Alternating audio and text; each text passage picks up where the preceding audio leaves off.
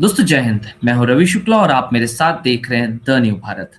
The new Bharat की तरफ से हम उम्मीद करते हैं आप जहां भी हैं स्वस्थ हैं, मस्त हैं और व्यस्त हैं।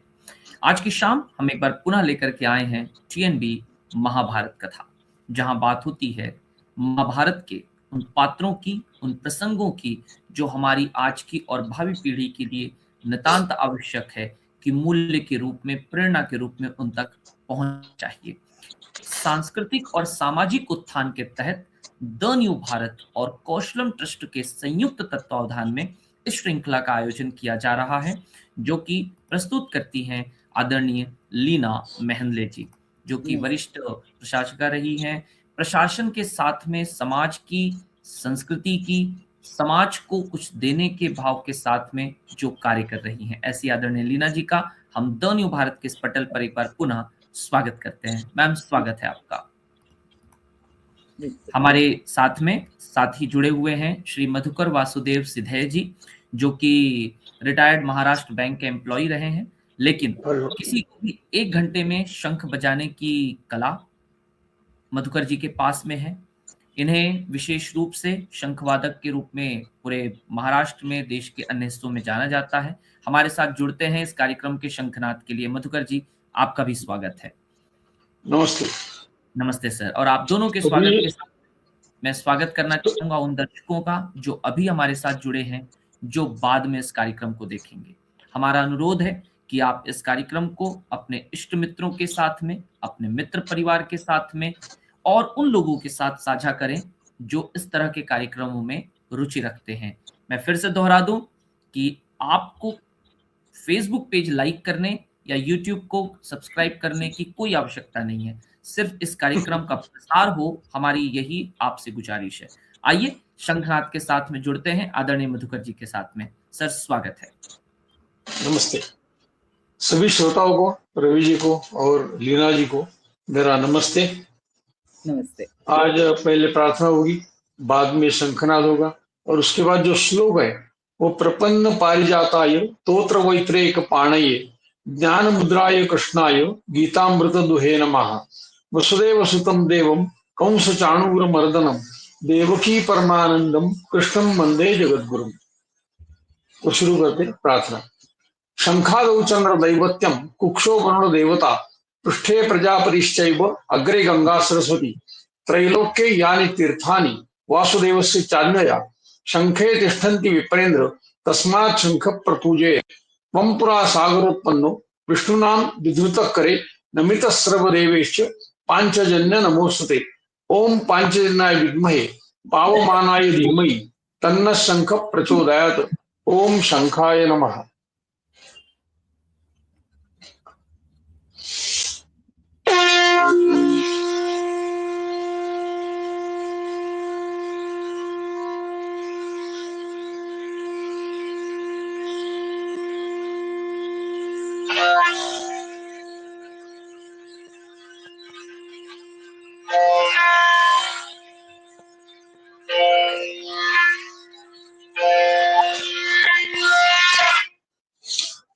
अभी श्लोक।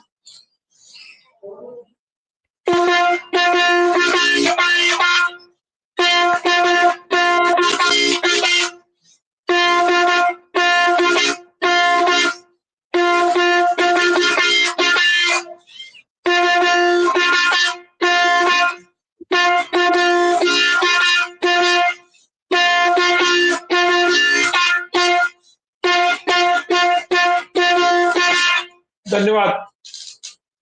धन्यवाद सर इस शंखनाद के लिए। और आइए आज की कहानी, आज के किस्से, आज की कथा के साथ में जुड़ते हैं आदरणीय लीना जी के साथ में। और आज मैम बात करने वाली हैं पांडव विवाह से राज्यरोहण तक के लिए। तो आइए सीधे आपके साथ जोड़ते हैं आदरणीय लीना मैम को। मैम, स्वागत है आपका। नमस्कार। हम सदा की तरह पहले गणेश वंदना करेंगे। तो जी मैम। आप भी दोनों मेरे साथ ये श्लोक गा सकते हैं अगर चाहें तो। वक्रतुंड महाकाय सूर्यकोटि समप्रभ निर्विघ्नं कुरु मे देव। श्री कृष्ण वंदना।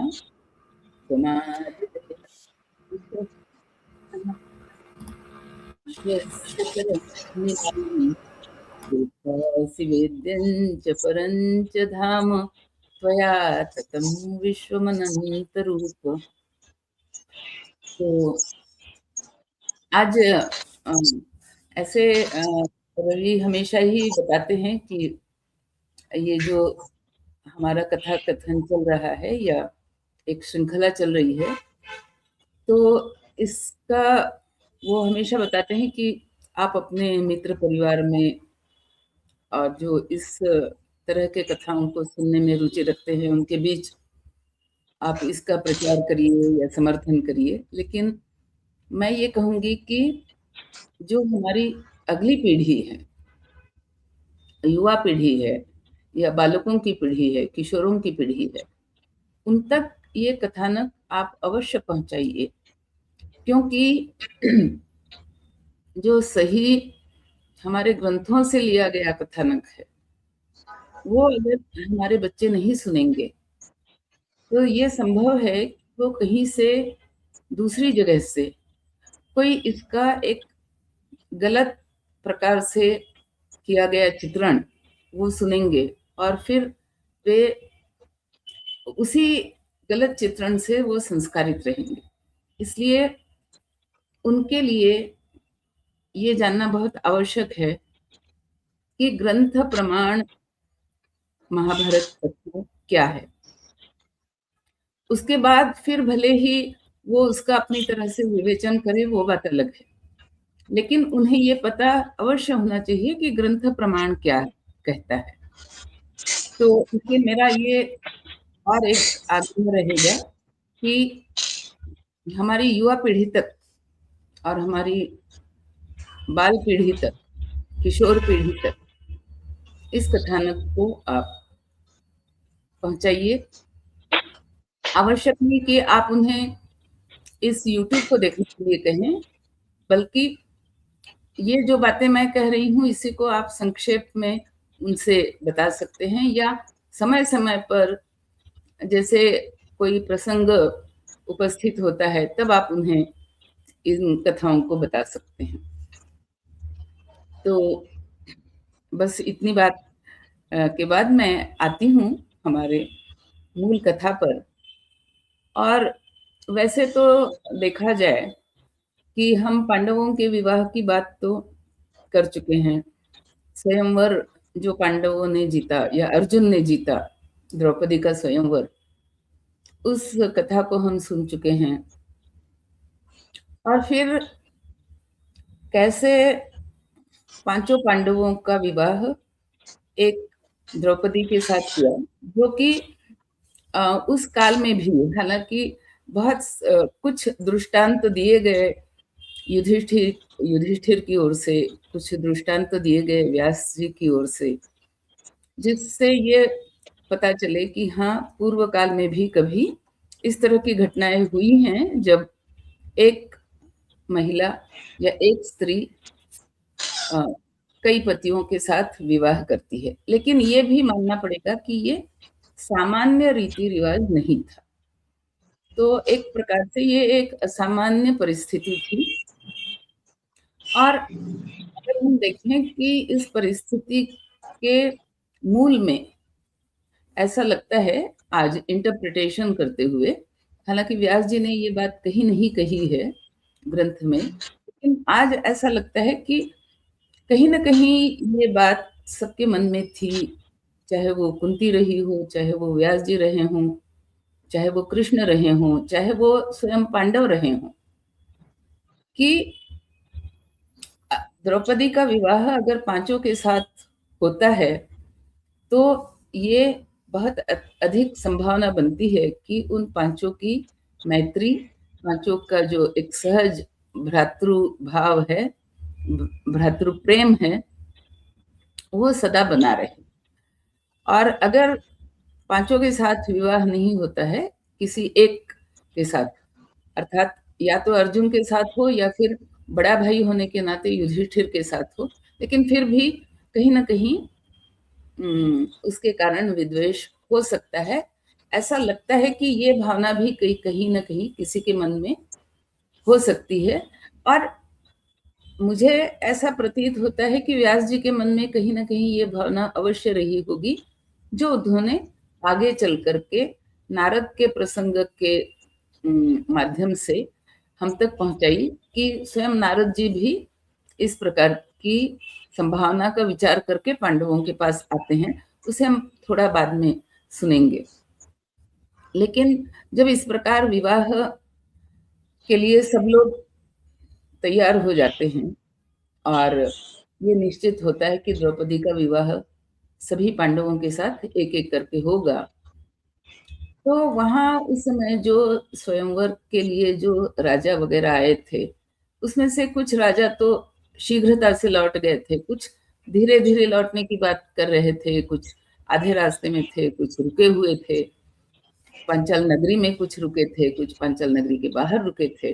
और कर्ण या दुर्योधन, शकुनी, यानी कि हस्तिनापुर से जो कुरुवंश के जो योद्धा आए हुए थे, उनमें अभी भी ये बात चल ही रही थी, या एक तरह से ये कहें कि उस दुख से या उस ईर्ष्या से वे बाहर नहीं निकल पा रहे थे कि हम तो द्रौपदी का स्वयंवर नहीं जीत पाए, लेकिन अर्जुन ने उस स्वयंवर को जीत लिया।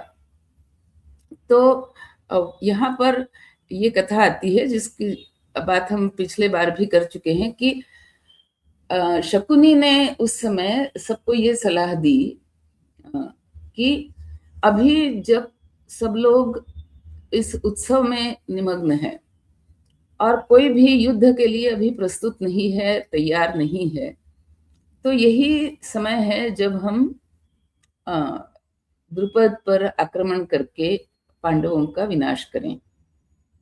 लेकिन जो अन्य राजा भी उस समय वहां पर उपस्थित थे, उनमें एक थे भूरिश्रवा, जो कि रिश्ते में कुरुवंश से ही वो भी आते थे। उनके पिता सोमदत्त और सोमदत्त के पिता बाल्हिक, जो कि शंतनु के छोटे भाई थे, तो एक तरह से वो भी चचेरे भाइयों के तरह थे, दोनों के लिए, कौरवों के लिए भी और पांडवों के लिए भी। तो भूरिश्रवा ने ये सलाह दी कि ये जो शकुनी की राय है ये सर्वथा अनुचित है, और अनुचित इसलिए नहीं कि ये अनैतिक है, बल्कि बल और सामर्थ्य का विचार भी अगर किया जाए तो भी अनुचित है, क्योंकि ये हार की ओर ले जाने वाली है, पराजय की ओर ले जाने वाली है। तो यहाँ महाभारत में भूरिश्रवा के माध्यम से ये वर्णन आता है अर्जुन का। भूरिश्रवा किस प्रकार अर्जुन की प्रशंसा करते हैं, तो वो कहते हैं, भूरिश्रवा कहते हैं कि ये जो अर्जुन है, ये शारीरिक दृष्टि से जो इसकी सुगढ़ता है, उसके कारण वो लोगों का मन मोह लेता है, हृदय में उनके बस जाता है, और ये इतनी मीठी वाणी बोलता है कि उसके कारण भी लोग उससे प्रेम करने लगते हैं या उसके पक्ष में हो जाते हैं। और सबसे बड़ी बात यह है कि जो प्रजाजन हैं हस्तिनापुर के, वो भी मैंने सुना है या अनुभव किया है कि प्रजाजन भी अर्जुन को या पांडवों को इसलिए नहीं चाहते कि वो एक राज सिंहासन के उत्तराधिकारी है, केवल इस भाव से प्रजाजन उनका सम्मान नहीं करता है या उनसे प्रेम नहीं करता है, बल्कि प्रजाजन उनसे इस बात के लिए प्रेम रखते हैं कि वे प्रजा के हित के लिए क्या है, ये सोच करके प्रजा उस बात को कहे उससे पहले ही वो उस काम में प्रयत्नशील हो जाते हैं। तो एक प्रकार से प्रजा के सुख दुख की वे सारे पांडव चिंता करते हैं, इसलिए प्रजा भी उनके प्रति एक अपनापन रखती है, सम्मान का भाव रखती है। तो ऐसी स्थिति में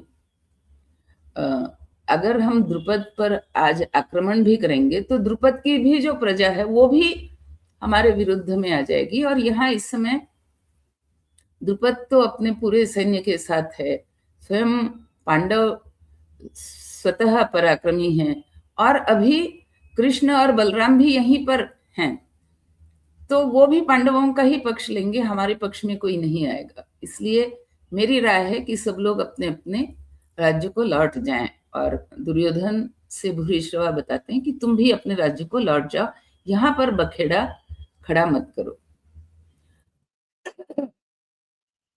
तो दुर्योधन इत्यादि सारे लोग हस्तिनापुर वापस जाते हैं।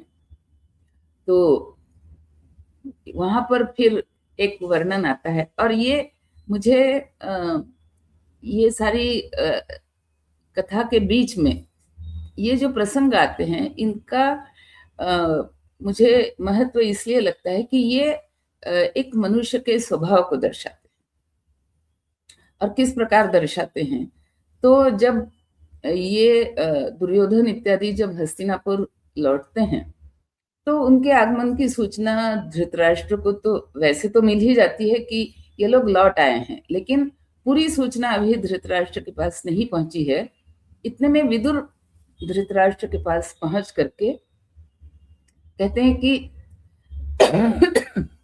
अहो भाग्य, कुरुवंश की समृद्धि में वृद्धि हुई है।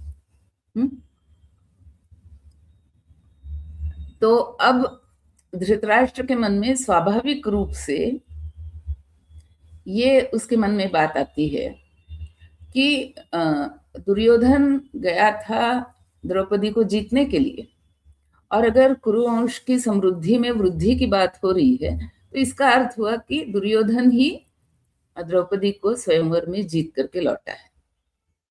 धृतराष्ट्र के मन में दूर दूर तक ये संभावना नहीं है कि पांडव बच गए हैं, क्योंकि उसे ये पता है कि वारणावत में पांडव जल करके राख हो गए हैं, उनकी मृत्यु हो चुकी है। तो उसके मन में ये बात तनिक भी नहीं आती है। लेकिन विदुर बताते हैं कि नहीं, पांडव जीवित हैं, और स्वयंवर जीतने वाला अर्जुन है, और द्रौपदी का विवाह करके ये पांचों पांडव वहां पांचाल में अभी निवास कर रहे हैं। लेकिन कुरुवंश के लिए ये एक संबंध जुड़ गया है पांचाल नरेश के साथ। तो धृतराष्ट्र तुरंत कहते हैं कि विदुर, ये तो तुमने बहुत ही अच्छा समाचार सुनाया, क्योंकि मेरे मन में ये हमेशा मेरे मन को ये बात कचोटती थी कि पांडवों का लाक्षागृह में उनकी मृत्यु हो चुकी, वे नष्ट हो चुके, और वे अब हमारे बीच में नहीं हैं, हम उन्हें बचा नहीं पाए। इन सारी बातों को लेकर के मेरे मन में हमेशा के लिए दुख रहता था। कुंती की भी मृत्यु की बात से दुख होता था, लेकिन तुमने अच्छा किया जो मुझे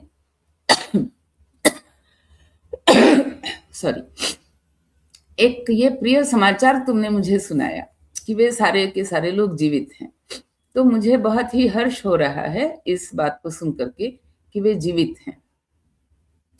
तो विदुर कहते हैं कि आप धन्य हैं कि आप ऐसे विचार रखते हैं, और आपका आशीर्वाद उनके साथ हमेशा बना रहे, यही कामना करते हुए मैं आपसे विदा लेता हूँ। और कह करके विदुर प्रस्थान कर जाते हैं। तो वहां पर उस समय उपस्थित दुर्योधन है और कर्ण है, और दुर्योधन और कर्ण धृतराष्ट्र से कहते हैं कि देखिए, हम विदुर के सामने हम आपके आचरण में या आपके व्यवहार में या आपकी बातों में कोई दोष नहीं निकालना चाहते, इसलिए हम चुप रहे। लेकिन आपने विदुर जी से ये क्या बात कर दी? आपने तो युधिष्ठिर की और पांडवों की बड़ी प्रशंसा कर दी, बड़ी प्रसन्नता दिखाई कि वे लाक्षागृह से बच गए हैं, और उन्होंने द्रौपदी को जीत भी लिया है स्वयंवर में। तो ये सारी बातें सुन करके आप हर्षित कैसे हो सकते हैं, आप प्रसन्न कैसे हो सकते हैं? ये हमारी समझ में नहीं आता है, क्योंकि पांडव जितने बलशाली होंगे उतना ही हमारे लिए राज्य पाने का या राज्य पद पर बने रहने की संभावना हमारे लिए कम होती जाती है। तो आप इस तरह से पांडवों की प्रशंसा करके प्रसन्न क्यों हो सकते हैं, किस प्रकार होते हैं? तो आज हम बॉडी लैंग्वेज की बात करते हैं, लेकिन मुझे बड़ा आश्चर्य लगता है कि महाभारत में बॉडी लैंग्वेज, हालांकि शब्द अलग है, और तो धृतराष्ट्र ये कहता है कि दुर्योधन, देखो विदुर जो है वो अत्यंत ही मनोभावों को ताड़ने में कुशल व्यक्ति है। तो मैं अपनी आकृति से भी उस पर ये नहीं जताना चाहता कि मुझे प्रसन्नता नहीं है। तो इसलिए उसके सामने मुझे ऐसी आकृति बनानी पड़ी, अपने मुंह से ऐसी बातें कहनी पड़ी और इस प्रकार कहनी पड़ी कि वो सत्य लगे और विदुर को वाकई ये लगे कि हाँ, मैं बहुत ही प्रसन्न हूं, ऐसा मुझे कहना पड़ा। लेकिन तुम अब बताओ कि जो बात तुमने कही है वो भी सत्य है, तो तुम मुझे बताओ कि अब हमें इसके आगे क्या करना चाहिए। तो मतलब यहाँ पर हम देखते हैं कि धृतराष्ट्र भी एक प्रकार से पूरे महाभारत में एक खलनायक के रूप में ही वो भी उभर रहा है। वारणावत के समय में भी दुर्योधन ने जो भी कुछ वारणावत में किया, जो लाक्षागृह बनवाया या पांडवों को उसमें जलाकर मारने की योजना बनाई, वो सारी योजना धृतराष्ट्र को अवगत थी। उसे उसकी अनुमति लेकर के ही दुर्योधन इत्यादि आगे चले थे। और अब यहाँ भी वो दुर्योधन से पूछता है कि अब तुम बताओ, तुम्हारी बात को मैं मानता हूं, तो तुम बताओ क्या करना चाहिए। तो दुर्योधन कहता है कि मेरी राय ये है कि हमें किसी भी तरह से पांडवों के विनाश की बात सोचनी चाहिए, और वो बात हम किस प्रकार इस लक्ष्य को हम पा सकते हैं। तो दुर्योधन, अच्छा अब देखिए कि किसी किसी व्यक्ति का जो एक दिमाग है किस तरह से चलता है। तो दुर्योधन कहता है कि पहले तो हम ये करें कि हम बहुत सारे जो विद्वान और चतुर ब्राह्मण हैं उनको बहुत सारा धन दे करके उनको अपने पक्ष में मिलाएं, और फिर हम उनके माध्यम से कुछ ऐसी संभावना को हम मतलब ऐसी संभावना दे करके उनसे बताएं कि ये सब आप करिए। तो वो क्या क्या संभावना बताता है दुर्योधन, वो लिस्ट जब मैं देखती हूँ तो मैं हैरान रह जाती हूँ कि आदमी किस तरह से क्या क्या सोच सकता है। तो वो कहता है कि पहले तो हम ये करें कि उनके माध्यम से हम पहले माद्री पुत्र और कुंती पुत्र, इनमें हम विभेद पैदा हो, मनमुटाव पैदा हो, इस प्रकार का हम उनके माध्यम से कोई इस प्रकार का हथकंडा करें। दूसरी बात वो कहते हैं, या दूसरी संभावना ये है कि हम पांचों पांडव, मतलब जो कुंती पुत्र हैं तीनों, युधिष्ठिर, भीम और अर्जुन, उनके बीच मनमुटाव हो, ऐसा हम कुछ करें। तीसरी संभावना यह है कि उनके इन सारे सलाहकारों के माध्यम से हम पांडवों को किसी प्रकार से ये समझा दें कि उनके लिए हस्तिनापुर में निवास करना उनके लिए अशुभ है, शुभ नहीं है, ताकि वो हस्तिनापुर में आए ही नहीं। चौथी बात हम ये कर सकते हैं कि हम द्रुपद के पास और उसके पुत्रों के पास बहुत सारा धन भेज करके हम उनसे उनको हम अपने पक्ष में मिला लेते हैं, ताकि वो पांडवों से वैर करे और पांडवों की सहायता ना करें, ताकि हम उनको जीतने में सक्षम हों। फिर एक संभावना वो और बताता है, वो बताता है कि हम सुंदर युवतियों को पांडवों के पास भेजें ताकि उनका मन द्रौपदी से हट जाए, या द्रौपदी के पास हम कुछ ऐसे सलाहकारों को भेजें कि वो द्रौपदी को पांडवों के विषय में द्रौपदी का मन कलुषित कर दे। तो ये सारी संभावनाएं दुर्योधन एक एक करके गिना रहा है। तो कर्ण उसको रोकता है। कर्ण बताता है कि दुर्योधन, तुम ये सारी बातें जो कर रहे हो ये सारी अनर्गल है, व्यर्थ है।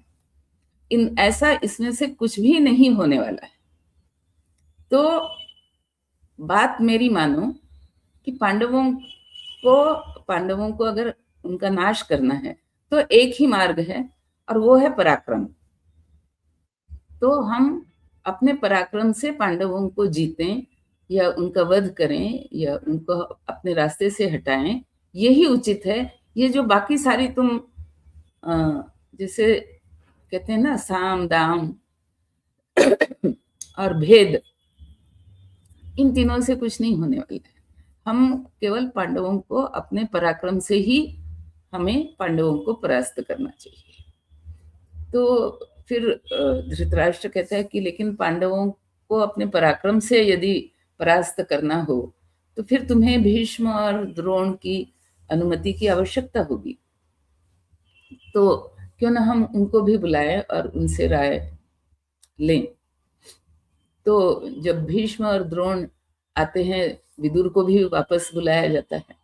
तो फिर वो तीनों मिलकर के समझाते हैं धृतराष्ट्र को कि ये अनुचित होगा।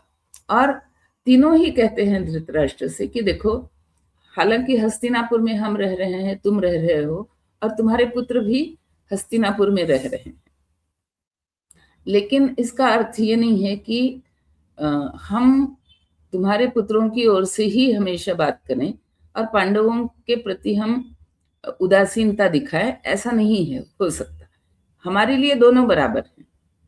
तो जो तुम आक्रमण की बात कर रहे हो वो हमारे लिए अनुचित हमें जान पड़ती है। तो ज्यादा अच्छा ये होगा कि हम विदुर को बुला करके पांडवों को यहाँ, मतलब सम्मान सहित हम पांडवों को यहाँ बुला लाए।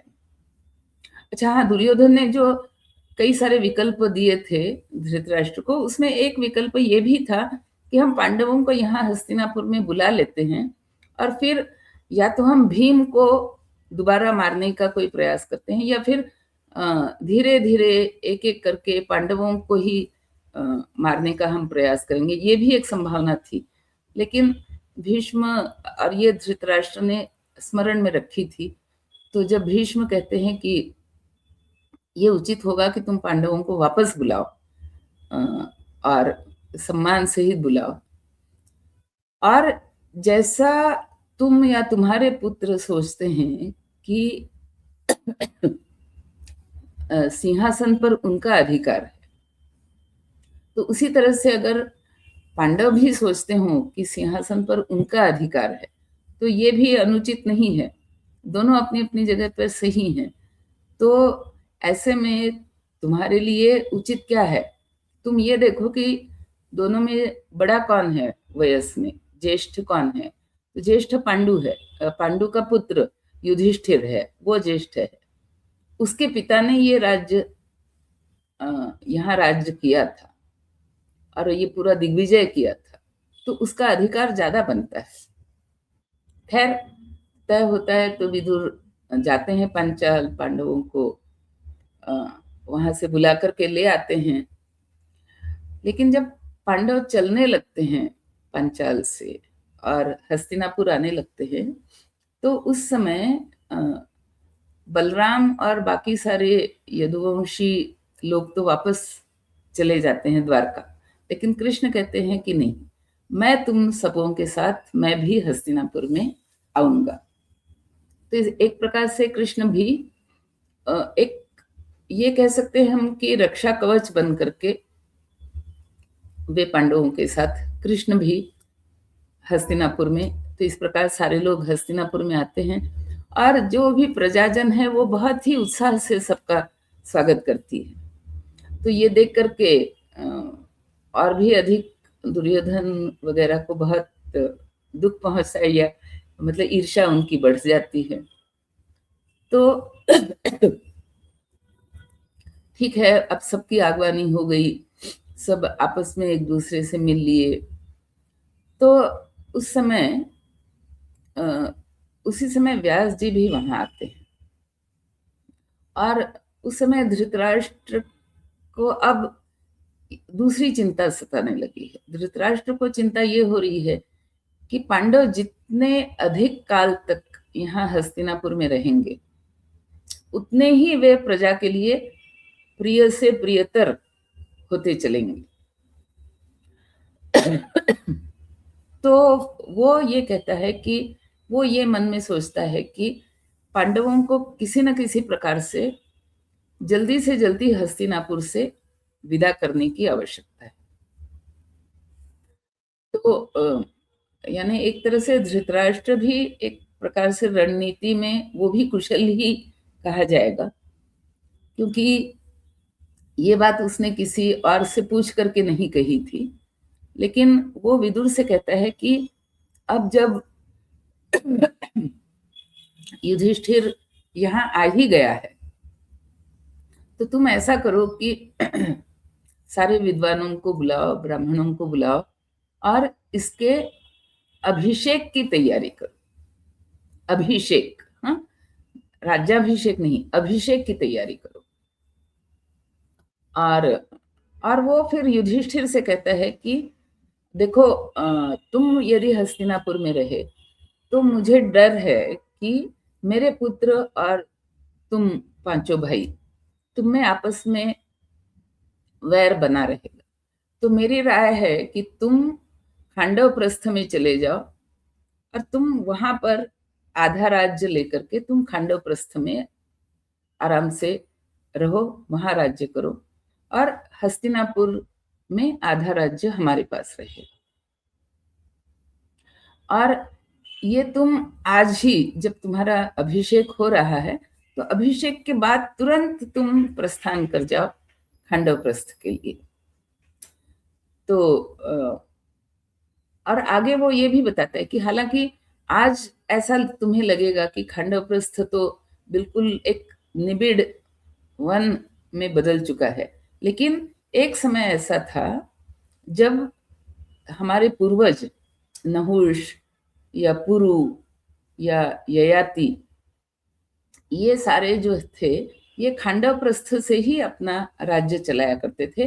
बाद में कभी ये हस्तिनापुर, जो हस्ती नाम का एक राजा था उन्हीं के वंश में, उसने ये हस्तिनापुर बसाया था। तो तुम खांडव प्रस्थ जाकर के वहां पर, तो यहाँ अब ये जो जल्दीबाजी धृतराष्ट्र ने की है, एक प्रकार से कृष्ण भी उसका समर्थन करते हैं और कृष्ण भी कहते हैं कि हाँ, ये बहुत ही उचित है।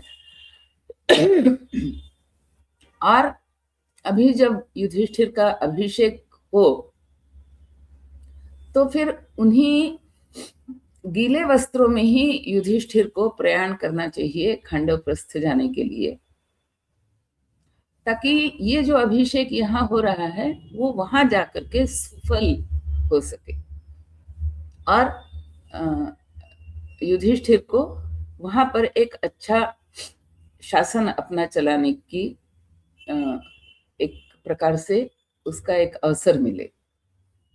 अर्थात कृष्ण को भी ये बात उचित लगती है कि पांडव जितनी जल्दी हस्तिनापुर से बाहर निकलें, जितनी कम देर रहें हस्तिनापुर में, उतना ही उनके लिए या उनकी रक्षा के लिए आवश्यक है। तो इस प्रकार पांडव जाते हैं खांडव प्रस्थ में, और वो तो बिल्कुल पूरा ही एक बहुत घना अरण्य है। तो उस समय कृष्ण जो है वो इंद्र का स्मरण करते हैं, इंद्र का आवाहन करते हैं और इंद्र से सब लोग मिलकर के प्रार्थना करते हैं कि इस नगरी को पुनः वापस बसाने में हमारी सहायता आप करिए।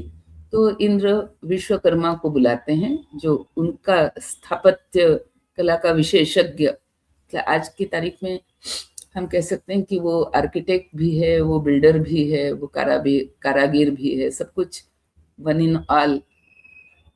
और फिर विश्वकर्मा वहां पर एक बहुत ही सुंदर नगरी का निर्माण करते हैं और उस नगरी की शोभा बहुत सुंदरता से महाभारत में बखानी गई है, लेकिन उसमें एक जो बिल्कुल जिसको मैं कहती हूँ कि मेंशन करने लायक, कि उसमें एक वर्णन ये आता है कि जो राजमहल पांडवों के रहने के लिए बना था, वो 7 स्तरों पर वो बना था, यानी 7 स्टोरीड।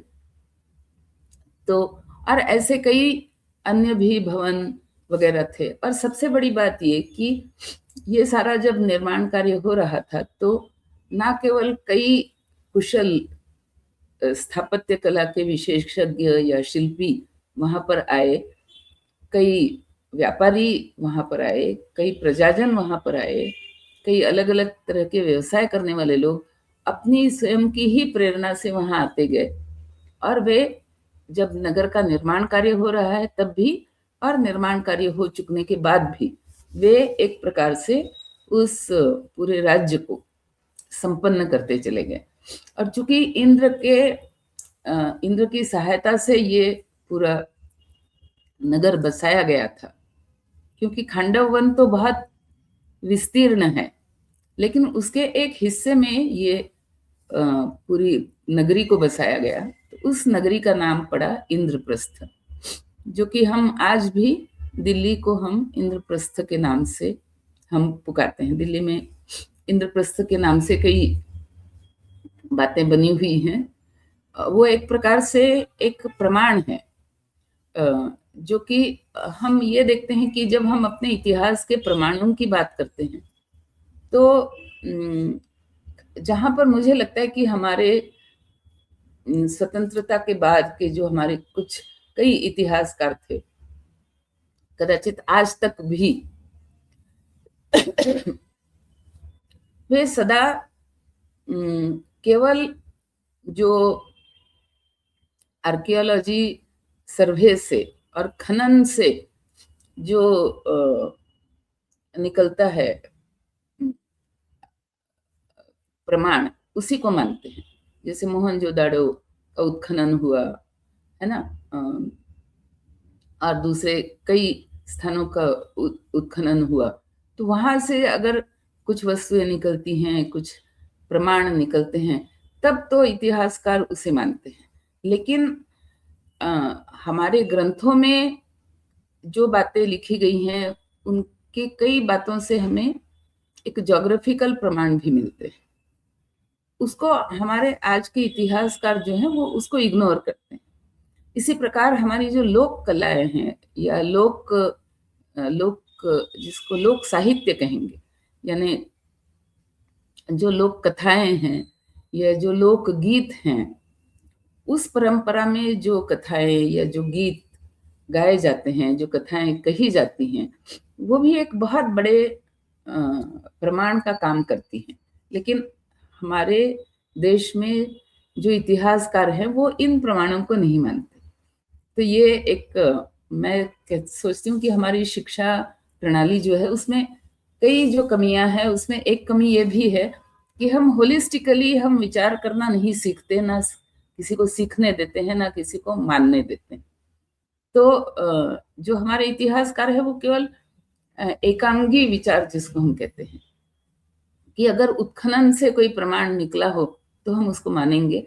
बाकी ग्रंथों में जो वर्णन है, ग्रंथों में कई आकाशीय घटनाओं का वर्णन है, खगोल शास्त्रीय घटनाओं का वर्णन है, जिनका स्टडी करके हम समझ सकते हैं कि हाँ, ये घटना हुई है और इस काल खंड में हुई है। तो हमारे इतिहासकार ना तो ज्योग्राफी का प्रमाण मानते हैं, ना एस्ट्रोनॉमी का प्रमाण मानते हैं, ना फोक लोअर्स का प्रमाण मानते हैं। वो बस एक पकड़ करके, एक लीक पकड़ करके चलते हैं। वो ये मुझे लगता है कि उनके दोष की बजाय हम ये कहेंगे कि हमारी शिक्षा व्यवस्था में ये दोष है कि हम अपने नई पीढ़ी को होलिस्टिक विचार करना कभी नहीं सिखाते, जिसको हम खंडात्मक हम कहेंगे, एकात्मक विचार नहीं सिखाते। हम उनको खंडात्मक विचार सिखाते हैं। खैर, तो अब ये जब नगरी बस गई और युधिष्ठिर सिंहासन पर विराजमान हुए, लोगों ने बड़ा हर्षोल्लास प्रकट किया, उत्सव मनाए, तो फिर श्री कृष्ण ने उनसे विदा मांगी। और ये बड़ा सुंदर यहाँ पर कथन है युधिष्ठिर का भी और अलग से कुंती का भी, जहाँ युधिष्ठिर कृष्ण से कहता है कि हमने वारणावत में बहुत सारे कष्ट झेले, वारणावत की घटना के बाद। उसके पहले भी बचपन से भी हमने बहुत सारे कष्ट झेले, वन में रहे, वहां भी हमने कष्ट उठाए, और खास करके वारणावत के प्रसंग के बाद तो हमने बहुत सारे कष्ट उठाए, और जो हमने द्रुपद के यहाँ स्वयंवर भी जीता। तो इसमें जो आपने तत्काल सामने आकर के हमें एक धीरज बंधाया, साहस बंधाया, ढाढ़स बंधाया, वो हमारे ऊपर एक सदैव आपका ऋण है। और हम ये मान करके चलते हैं कि आप एक प्रकार से हमारे लिए रक्षा कवच बन करके इस पूरी घटनाक्रम में रहे हैं, और इसके लिए हम आपका आभार प्रकट करते हैं। और हम आपसे यही आशा रखते हैं या यही प्रार्थना करते हैं कि इसी प्रकार का हमारा भाव, हमारे प्रति आप अपना भाव बना करके रखिए। तो एक प्रकार से ये एक्नॉलेजमेंट है जो कि युधिष्ठिर, हालांकि युधिष्ठिर वयस में बड़े हैं कृष्ण से, और कृष्ण जब भी उनके सामने आते हैं तो उनको चरण स्पर्श करके प्रणाम करते हैं, ऐसा महाभारत में कई बार उल्लेख हमें मिलता है। लेकिन युधिष्ठिर भी कहीं ना कहीं इस बात को समझ रहे हैं कि कृष्ण ने उनका बहुत ऐन मौके पर बहुत अच्छी तरह से उनकी सहायता करी है। तो ये बात युधिष्ठिर भी समझ रहे हैं, और जब कृष्ण कुंती से मिलने के लिए जाते हैं तो कुंती भी एक प्रकार से यही बात कहती है, और वो कहती है कृष्ण से कि हालांकि मैं तुम्हारी बुआ हूं, तुम आयु में छोटे हो, रिश्ते में छोटे हो, लेकिन तुम मेरे लिए या मेरे पुत्रों के लिए तुम जो रक्षा कवच, रक्षक बन करके उभरे हो इस घटनाक्रम में, तो मेरी इच्छा है कि तुम यही भाव सदा बनाए रखो। तो इस प्रकार कृष्ण की विदाई होती है। कहाँ से? हस्तिनापुर से नहीं, इंद्रप्रस्थ से। और एक प्रकार से एक पांडवों के लिए एक रास्ता खुल जाता है कि अब वे अपने राज्य में, हालांकि आधा ही राज्य है लेकिन उनका अपना राज्य है, तो अपने राज्य में वो किस प्रकार से अपने राज्य को आगे चलाएंगे, किस प्रकार से अपने प्रजा के हित की बात करेंगे, ये सारी घटनाएं हम आगे देखेंगे। और एक छोटी सी बात यहाँ मैं रखना चाहूंगी कि नारद जी की बात मैंने कही, तो जैसे ही ये नगरी बस जाती है और उत्सव सारे संपन्न हो जाते हैं, पांडव अपने महल में रहने लगते हैं, तभी नारद वहां आते हैं, और नारद उन्हें वो तिलोत्तमा की कथा सुनाते हैं जिसका जिक्र मैंने पीछे किया। और तो इससे सीख क्या लेनी है इस तिलोत्तमा के प्रसंग से, ये नारद जी उनको समझाते हैं और उनके लिए एक नियम बनाते हैं। लेकिन जो युधिष्ठिर का राज्य कैसे चला या किन क्या क्या घटनाएं हुई जब वो राजा बना, तो ये सारी बात हम अगले भाग में देखेंगे, अगले कथानक में। आज हम यहाँ विराम करेंगे। एक बार फिर सबको राम राम, वंदे मातरम। धन्यवाद मैम, जिस तरह से आपने आज की कथा हम सभी के बीच में प्रस्तुत की, मुझे लगता है कि हर किसी के पास में वह जानकारियां पहुंच रही हैं जो कि निश्चित रूप से प्रमाण के साथ सप्रमाण जानी चाहिए। और हर किसी को, क्योंकि जब कोई इसे देख रहा है, सुन रहा है, तो उसके पीछे का मूल भाव भी उन तक पहुंच रहा है। तो आज की इस कथा को हम यहीं पर रोकते हैं। रविवार की शाम फिर मुलाकात होगी तब तक के लिए आप सभी से अनुरोध कि आप पिछले कार्यक्रमों के साथ जुड़े रहें, उन्हें अधिक लोगों के साथ साझा करें, उन मूल्यों को साझा करें जिनकी आवश्यकता है कि वह अधिक से अधिक पहुंचने चाहिए। फिलहाल के लिए इतना ही, फिर मुलाकात करेंगे। धन्यवाद। जय हिंद।